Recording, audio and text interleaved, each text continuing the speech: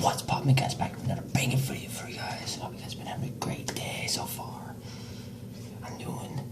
I met a guy on the road. He had no head. Oh, that's creepy. So he met someone that had no head, a headless person. This is a new one. Smash the like button, subscribe. You guys are killing, Lord. You guys are loving these videos, so I'm gonna keep doing them as long as I can. So with that being said, let's get right to the video. My name is Jonathan. I live in an average apartment. There are main roads via my apartment, but there's also a shortcut too, which makes it faster to go to one of my friends, Nick's house. However, the weird thing was that nobody uses the road. I didn't know until I saw something on it that very day. One day, I went to visit Nick as usual. We played some kinds of games together in his house, having snacks.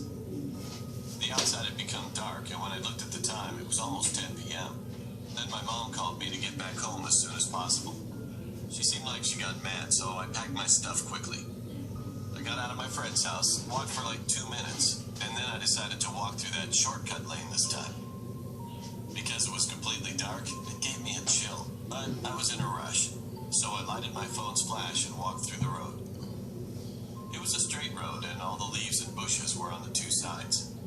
And the next moment became the most terrible memory for my entire life. While I was walking alone, my phone's battery suddenly died. Holy crap, I mumbled to myself.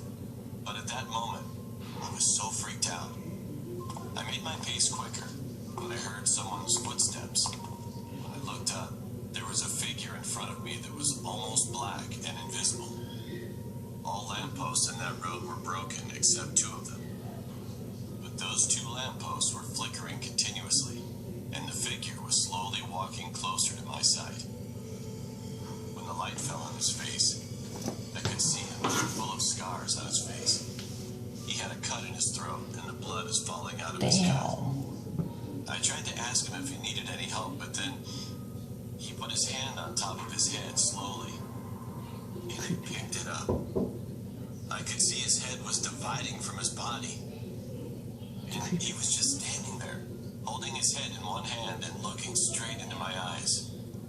I couldn't even move because I was so terrified at that moment.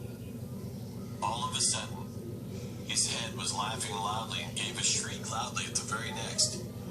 I stepped back and then he came in front of me again with big strides. This time, I could see those 2 lampposts which were flickering above him all went out. And I don't remember anything after that.